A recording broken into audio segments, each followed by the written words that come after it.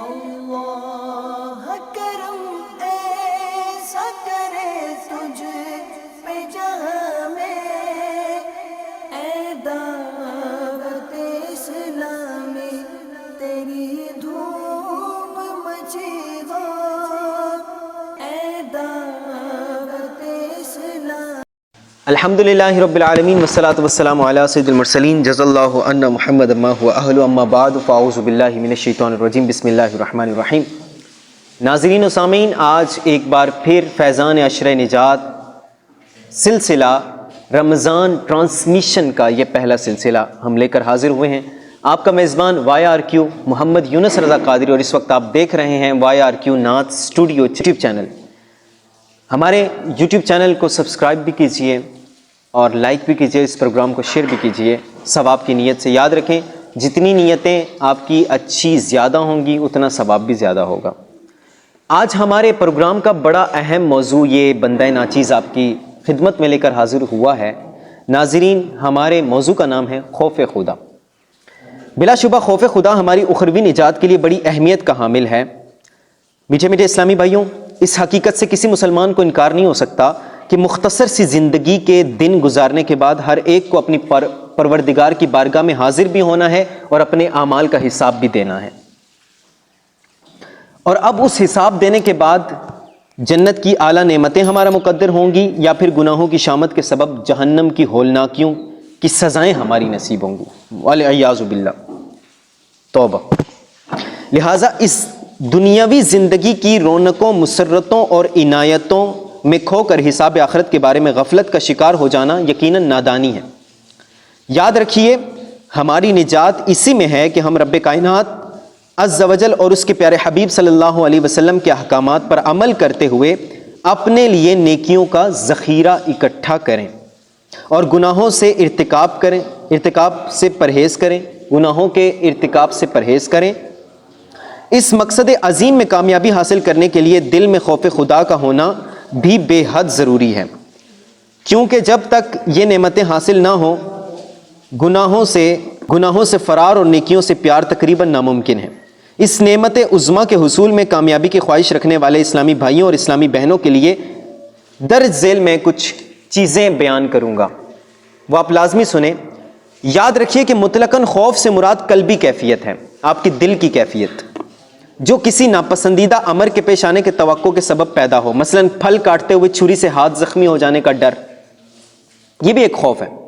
جبکہ خوف خدا کا مطلب یہ ہے کہ اللہ تعالیٰ کی بے نیازی اور اس کی ناراضگی اور اس کی گرفت اور اس کی طرف سے دی جانے والی سزاؤں کا سوچ کر انسان کا دل گھبراہٹ میں مبتلا ہو جائے کہ میں یہ جو کچھ کر رہا ہوں کہیں اس سے میرا رب ناراض تو نہیں ہو رہا، کیا میں جس کام کا عمل کر رہا ہوں کیا اس سے مجھے میرے رب کی طرف سے میری گرفت تو نہیں ہوگی۔ یہ خوف خدا، اس خوف خدا پر قائم رہنا یہ اصل نعمت ہے جو بارگاہ خداوندی کی طرف سے اپنے بندے کو دی جاتی ہے۔ کیونکہ خوف تو ایک یہ بھی ہے کہ کہیں میں بائک پر بیٹھوں گا تو کہیں گر نہ جاؤں، کہیں میں چھری سے پھل کاٹوں کہیں زخمی نہ ہو جاؤں، کہیں میں کسی دیوار کے نیچے سے گزر رہا ہوں تو دیوار میرے اوپر گر نہ جائے۔ ایک وہمی خوف، یہ قلبی کیفیت ہوتی ہے، لیکن جو اللہ تبارک و تعالیٰ کا خوف ہے وہ عطا ہوتی ہے اللہ تبارک و تعالیٰ کی جو بندے کے اوپر ہوتی ہے۔ وہ بندہ پھر ڈرتا ہے کہ کہیں مجھ سے کوئی ایسا گناہ سرزد نہ ہو جائے کہ جس سے میرا مالک، میرا خالق، میرا رازق وہ ناراض ہو جائے، اور پھر وہ ایسے کاموں سے محفوظ رہتا ہے۔ رب العالمین نے قرآن مجید کے متعدد مقامات پر اس صفت کو اختیار کرنے کا حکم فرمایا۔ اللہ تبارک و تعالیٰ نے ارشاد فرمایا، ترجمہ کنز الایمان، اور بے شک تاکید فرما دی ہم نے ان سے جو تم سے پہلے کتاب دیے گئے اور تم کو کہ اللہ سے ڈرتے رہو۔ اے ایمان والو، اللہ سے ڈرو اور سیدھی بات کہو، تو ان سے نہ ڈرو اور مجھ سے ڈرو۔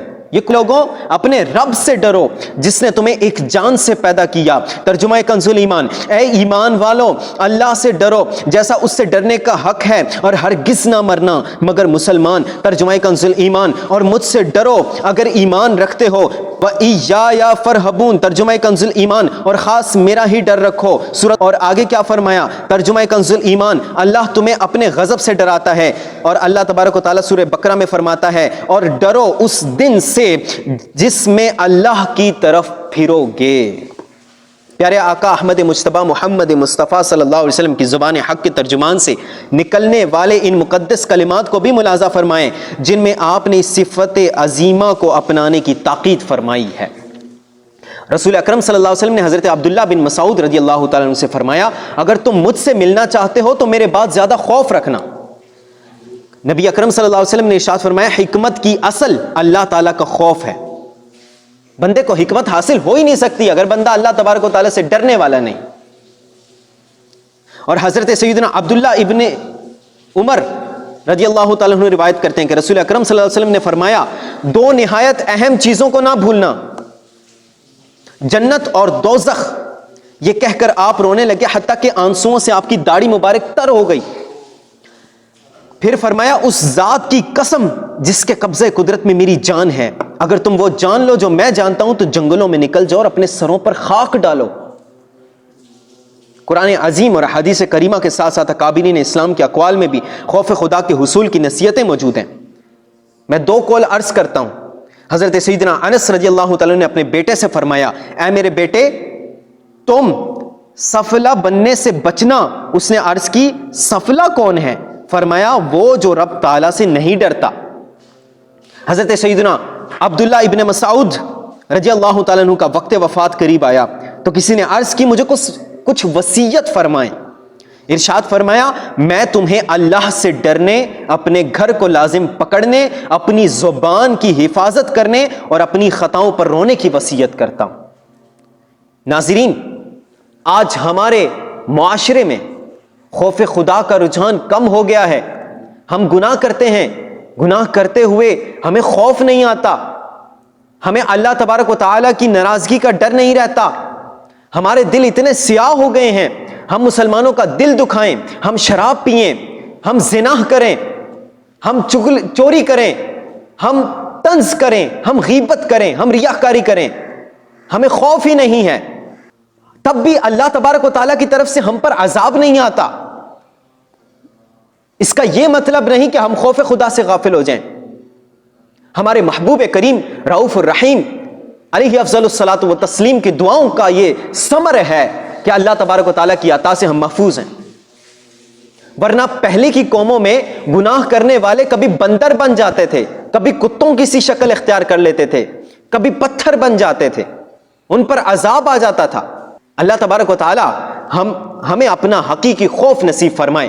اللہ تبارک و تعالیٰ سے دعا ہے کہ اللہ تبارک و تعالیٰ ہمیں اپنے اور اپنے محبوب صلی اللہ تعالی علیہ وآلہ وسلم کے احکامات پر عمل کرنے کی توفیق نصیب فرمائے۔ ناظرین، آج کے ہمارے ٹرانسمیشن کے مہمان جو ہیں ثنا خان، وہ ہیں بلبل باغ مدینہ محمد سفیان رضا قادری۔ ماشاءاللہ آج ہمارے اس سلسلے کی زینت بنے ہیں۔ ان سے انشاءاللہ کلام بھی سنیں گے، اور سلسلہ جو ہمارا دوسرا سیگمنٹ ہے، سیگمنٹ کا نام ہے عشق کے بول، انشاءاللہ اس کی طرف چلتے ہیں، اپنے بہت ہی پیارے سیگمنٹ کی طرف، عشق کے بول کی طرف۔ مگر ٹھہریں، آئیے سلسلے میں اپنے ناظرین کی کالز لیتے ہیں، دیکھتے ہیں کہ ہمارے ناظرین ہم سے کیا کہتے ہیں۔ السلام علیکم ورحمۃ اللہ۔ وعلیکم السلام ورحمۃ اللہ وبرکاتہ۔ یونس بھائی کیسے ہیں؟ میں سندھ کے شہر کندکوٹ سے محمد اویس بات کر رہا ہوں۔ ماشاءاللہ آپ کا پروگرام بہت اچھا جا رہا ہے، اور مجھے یہ والا کلام سنا دیں تو بڑی مہربانی ہوگی۔ عرش حق ہے مسند رفعت رسول اللہ کی، عرش حق ہے مسند رفعت رسول اللہ کی۔ کیا بات ہے، ماشاءاللہ۔ دیکھنی ہے حشر میں عزت رسول اللہ کی۔ جزاک اللہ خیرہ۔ وَإِيَّاكُمْ، اللہ تبارک و تعالیٰ آپ کو بھی جزائے خیر عطا فرمائے۔ الحمدللہ میں بالکل ٹھیک ہوں اور آپ کی خیریت کے لیے دعا گو ہوں۔ ماشاءاللہ یہ تھے محمد اویس، کند کوٹ سندھ سے۔ بہت شکریہ آپ نے ہمارے سلسلے میں کال کی. انشاءاللہ کلام تھا عرش حق ہے مسند رفعت رسول اللہ کی. کلام کو آپ نوٹ کیجئے گا. تو ناظرین چلتے ہیں اپنے دوسرے سیگمنٹ کی طرف جس کا نام ہے عشق کے بول. آئیے عشق کے بول سیگمنٹ کی طرف چلتے ہیں. اللہ کرم ایسا کرے تجھ پہ جہاں میں، اے دعوت اسلامی تیری دھوم مچی ہو. تو ناظرین ہمارے سلسلے کا دوسرا سیگمنٹ جس کا نام ہے عشق کے بول. آئیے ہم اس سیگمنٹ میں اس مرحلے میں داخل ہو چکے ہیں اور اس میں ہمارے نعت خوانان شیریں لسان ہمیں دیکھتے ہیں کیسے کیسے مدینہ شریف کی یاد میں تڑپاتے ہیں اور کلام سنائیں گے انشاءاللہ. آپ کے فرمائشی کلام بھی انشاءاللہ جو آپ ہم سے فرمائش کریں گے ہمارے نعت خوانان آپ کو انشاءاللہ سنائیں گے. سفیان بھائی بھی ہمارے ساتھ اور ہمارے ساتھ یہاں کے مقامی نعت خوان محمد طاہر بھی ہیں، وہ بھی انشاءاللہ ہمیں کلام سنائیں گے. تو انشاءاللہ ان کے کلام سننے سے پہلے آئیے میں آپ کو حمد باری تعالیٰ کے 1 سے 2 شعر سناتا ہوں. صلو علی الحبیب صلی اللہ تعالی علی محمد صلی اللہ تعالی علیہ وآلہ وصحبہ وبارک وسلم. اللہ اللہ اللہ اللہ اللہ اللہ اللہ اللہ اللہ اللہ کہتی ہے یہ پھولوں کی ردا. اللہ اللہ کہتی ہے یہ پھولوں کی ردا. اللہ اللہ کہتی ہے یہ پھولوں کی ردا. اللہ اللہ کہتی ہے یہ پھولوں کی ردا. اللہ اللہ اشجار کے پتوں نے کہا. اللہ اللہ اللہ اللہ اللہ اللہ اللہ اللہ اللہ بادل نے آسماں پہ لکھا. اللہ اللہ پربت کے قطاروں کی ردا. اللہ اللہ ہو سورہ یاسین کے ہو سورہ رحمان، ہو سورہ یاسین کے ہو سورہ رحمان، قرآن کے لفظوں کی صدا. اللہ اللہ اللہ اللہ اللہ اللہ جب نزع کے عالم میں ہو مولا یہ ثناگر، جب نزع کے عالم میں ہو مولا یہ ثناگر، جب نزع کے عالم میں ہو مولا یہ ثناگر، ورد زباں ہو ذکر تیرا. اللہ اللہ اللہ اللہ اللہ اللہ جل جلالہ.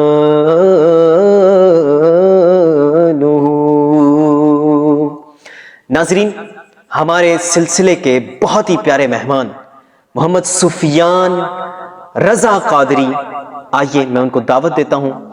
دیکھتے ہیں کہ ہمیں سفیان بھائی کون سا کلام سناتے ہیں.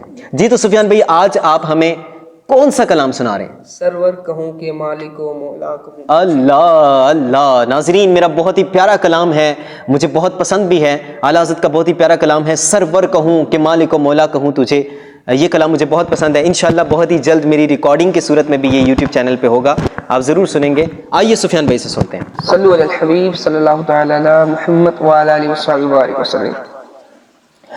سرور کہوں کہ مالک و مولا کہوں تجھے، سرور کہوں کہ مالک و مولا کہوں تجھے، باغ خلیل کا گل زیبا کہوں تجھے اللہ رے تیرے جسم منور کی تابشیں